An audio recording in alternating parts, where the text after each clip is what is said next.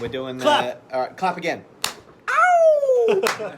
All right. We are here on the Gold Coast. We're at Mark's Bikes Miami, and I'm with my really good friends Heath and Mark's over there listening in. Today's episode of Huss Life, we're going to be talking to Heath. He's a member in our Huss Life group on Facebook, and he's a really active member, and he brings really different creative ideas to the group, which I love. And something I was always intrigued in is how he got started from $0 with his side hustle.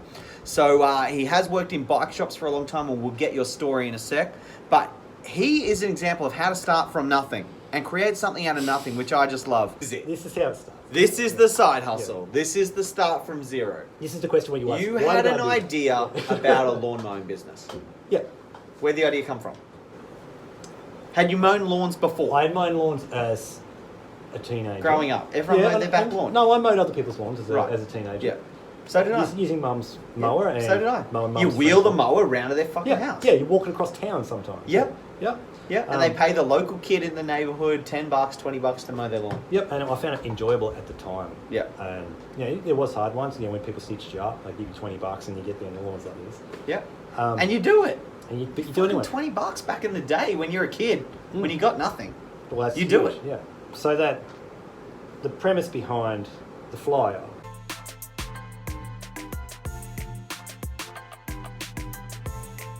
The flyer was, I've done half the job for you. You don't have to, I don't stick a card in your mailbox. I stick in a quote specific to your address. Okay.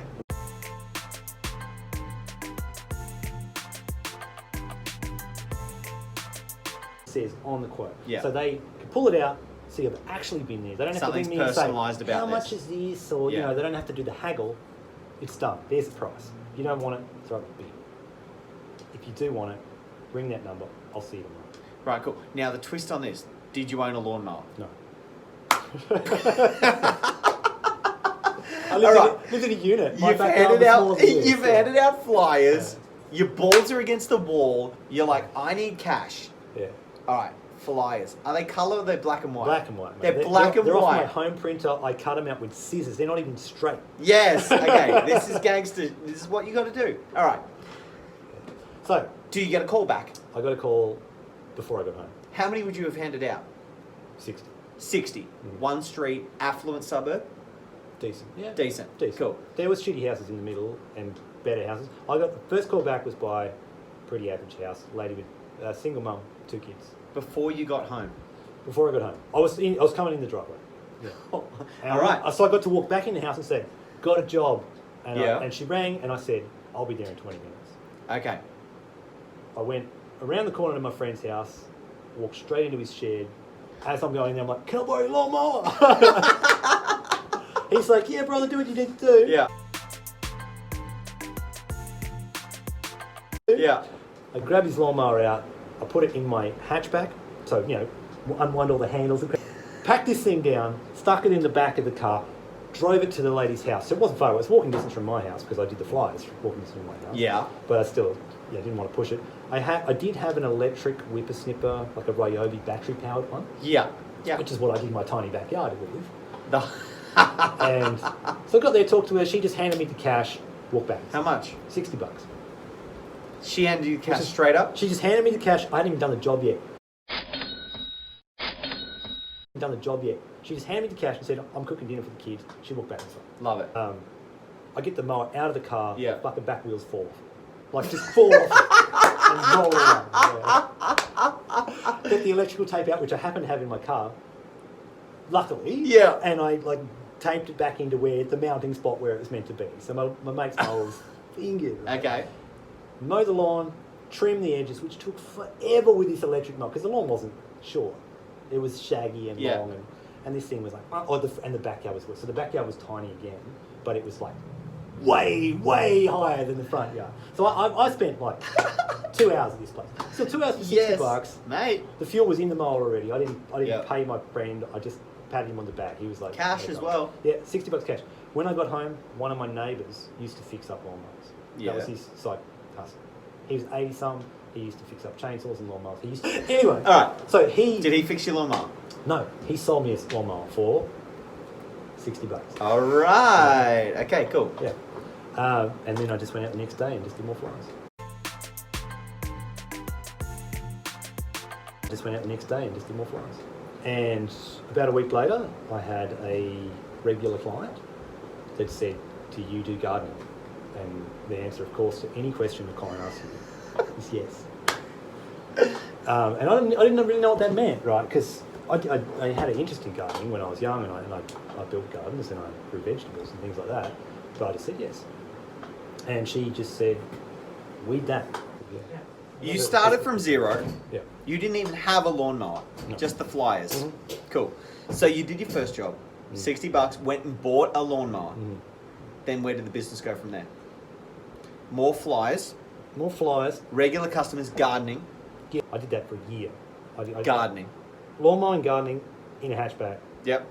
Like I'm With the driving home. whippersnipper Yeah. and the mower. So yeah, and these things slowly got upgraded secondhand. I learned how to repair lawnmowers and whippersnippers off the back of that. So you were finding equipment secondhand, Yep. buying more equipment. regularly, and most of the money was going, like I said, to our break-even point at home was like $200. That's all I had to make, so we didn't get backed. A week. Yeah. Right. So if you can't make $200 a week, you've been cut in half with the samurai sword. Like there's no excuse for not making $200. Yeah, in gardening, it wasn't that hard to make $200 a week, and that's in between taking the kids to school and all that sort of business. So you were living on your own terms. You were working when you wanted to work. You were taking the kids to school. Yeah. And you're learning as you break everything, because you break everything. Yeah. You break your equipment, you break your car, you break other people's houses and property, you break yourself, you hurt Yeah. yourself regularly. You know, and that's not just in what I was doing. You do that in everything. Look, I hear that in all businesses. You know, if you own a restaurant, equipment breaks. Yep, Businesses have expenses. definitely. Yeah, things break. If you're in the bike shop, things break sometimes and you got to repair them. There's not many businesses that have zero expenses and it's all profit and revenue. No. And also, you know, another thing I hear from a lot of people is they've failed 100 times. You know, they learn from their mistakes. These people that have learnt these new ideas or new trades or new businesses, they've done every mistake in the book. So if you were learning and hurting yourself, or equipment was fucking up and you're like, I learned from that last job how to do this next job better, that's really, really normal in what I hear from a lot of people with side hustles and businesses starting from nothing. Yeah, cost of business definitely is destroying things. Learning how to fix things is a You were getting regular clients, you did that for a year, you were doing gardening. Yep. Where did the business go next, and what sort of dollars were you bringing in? You only need 200 profit. 200 profit. So what sort of yeah. profit were you bringing in a week? So I started to average out about 500-600. Profit. Cash, take home. Well, hang on, define cash. I'm paying tax. I was paying tax. You're paying tax? Yeah, I'm happy to pay tax. Tax is fine. I appreciate paying tax. Tax is Good. Yeah. Always pay tax. Yeah, always pay tax. Yeah. Always. No, I appreciate paying Always tax. pay tax, exactly. And if you calculate to pay tax, and then you don't make enough to reach the threshold, you have a great big fat savings account sitting there. Yeah, which is that's exactly the what I thing. do. With most of these small side hustles in the beginning, you're not making enough to pay substantial tax anyway. Correct, yeah. I think the first year I did keep tax money aside and I didn't have to pay any tax. Yeah. So I had a bonus at the end of the year. Which, working for yourself, you don't normally get a little bonus at the end of the compulsory year. savings, that's great. Yeah. Rather than a tax bill that scares the fuck out of exactly you. right. Yeah. So they're kind of sensible in that respect. And by this stage, the wife is no longer cranky because I can show her that, you know, oh look, we're not paying daycare, we're not paying after school care, we're not paying all these things. How many years have you been doing this? It'd be 6 now. 6 years. But at one stage, we realised I was working a lot and not making very much money. Yeah. So And- what'd you do to fix the model? I just put my price up a lot. Okay. Knowing your numbers. No, and like I said in the beginning, I only asked what I needed. Yep. And so again, I just asked what I needed. And again, I in lost the customers. beginning, you need to get customers. Like, you need to Yeah. do something to You've gotta break do the cycle something. with other people. Yep. Once they realise you're legit and you're a nice guy and you're trustworthy and honourable and whatever it is, then you can bump your prices I up. had a customer say, I would pay more for you because I don't want to go through the experiment of hiring someone new Yeah. and trying to work out if they're any good or trustworthy. And that's a big deal when you're in service. People have to trust you with their things. And then someone will ring me up and say, can you do this? And I say, yeah, and I just throw a stupid price at them and they go, no dramas. Now I've got to go and do that. And then they go, that was great, come back next week. Fuck! And then next thing you know, you're getting paid nearly double what you were originally asking, and your whole schedule is full. That's great, man. Well, what a great story.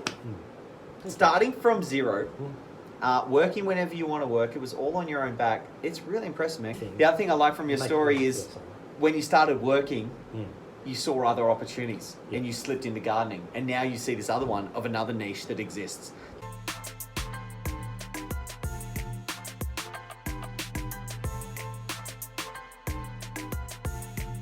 The more you do, the more you learn. Yeah, like the more jobs you do and the more people you talk to, the more you're like, here's another opportunity, here's another angle, this is what I also could do. And I love the fact that you're not relying on somebody to hire you. And that's the beauty of the internet as well. That's the beauty of smartphones, text message, yo dude, can you do my lawn? It's just so quick and instantaneous with technology these days. Dude, congrats on what you've done. Cheers. Yeah, that's unreal. Well done. Thanks for letting us know. So, Heath, give us a shout out on some of your social media channels. What are you doing with yourself lately, man? You can find me on Twitter, Heath Ralla, or Heathy Keithy, which is my username in game. Got a YouTube doing the same sort of thing. Keep hustling, brothers and sisters. Catch you next time. Hit subscribe.